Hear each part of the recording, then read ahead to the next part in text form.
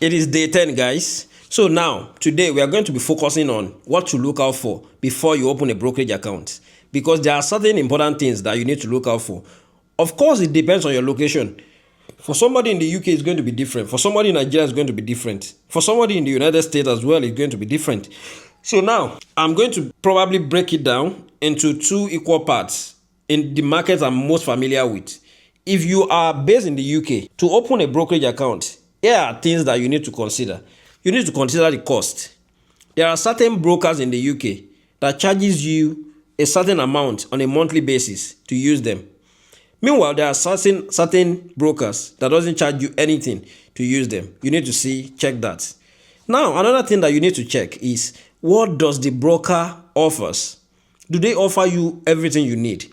There are certain brokers in the UK that only offer their own ETF. Take for instance, Vanguard.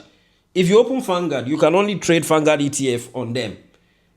They don't offer individual stocks. So if you are somebody who wants to invest in, say, like Apple, Amazon, you can't buy it there.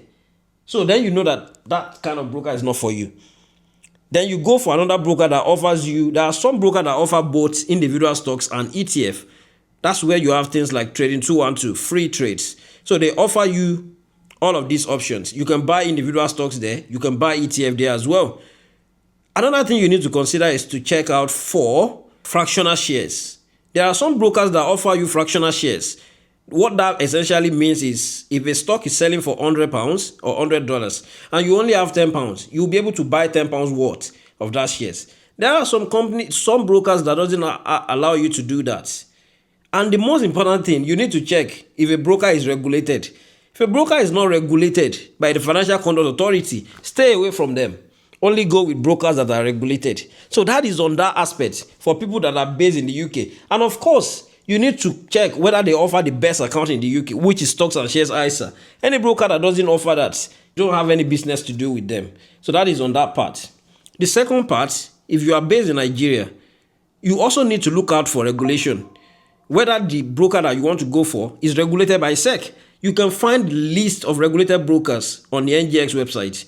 Check if they are regulated. Once they are regulated, cost also matters. Check the cost before you open the broker.